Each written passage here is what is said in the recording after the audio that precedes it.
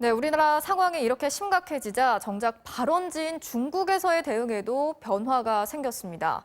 한국 사람들이 많이 오가는 공항에서는 전용 통로를 이용하도록 했고 중국으로 들어가는 교민들에 대한 관리도 강화가 됐다고 하는데요. 베이징 연결해서 자세히 알아보겠습니다. 자, 김희영 특파원, 왕래가 많은 연길 공항이 먼저 방역을 강화하고 나섰군요. 네, 연길국제공항은 한국에서 들어오는 항공편은 전용 통로를 따로 쓰도록 했습니다. 중국 내 국내선 승객들과 분리하기 위해서입니다. 연길 시내 병원은 어제 긴급 통지를 내렸습니다. 한국 상황이 매우 심각해졌다.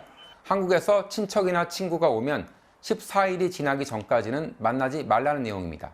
모르고 만나게 됐으면 이후에 접촉 사실을 바로 당국에 보고하라고 되어 있습니다.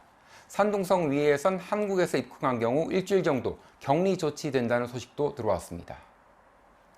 네, 공항도 그렇고요, 병원도 그렇고 이렇게 한국발 승객에 대한 특별 관리를 하게 된 이유는 어디에 있습니까? 네, 연길에서는 어제 한국에서 비행기를 타고 들어온 승객 가운데 두 사람이 열이 나고 목이 아픈 증세를 보여서 바로 병원으로 후송이 됐습니다. 이 중 한 명은 한국인이었는데 다행히 음성 판정을 받은 것으로 알려졌지만 그만큼 한국발 승객에 대한 민감도가 높아진 겁니다.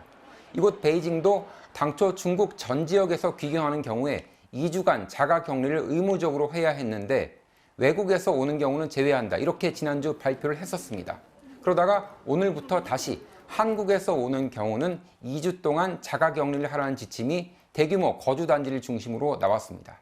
인구가 2천만 명쯤 되는 베이징은 최근 이틀간 확진자가 한 명도 나오지 않은 상태입니다. 오늘 외교부 기자회견에서 중국은 한국과 일본에 대해선 여행주의보 발령을 고려하고 있지 않다고 밝혔습니다. 반면에 미국에 입국하는 중국인은 불공평 대우를 받고 있다면서 미국을 상대로는 여행안전주의보를 내렸습니다.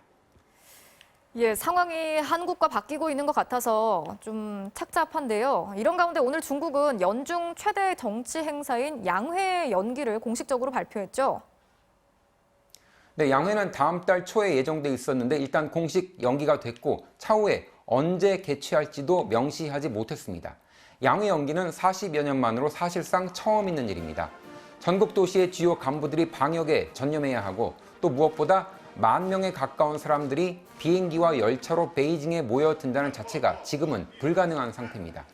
양회 공식 연기 선언과 함께 강한 통제 지침은 더욱 지속될 것으로 보입니다. 베이징이었습니다.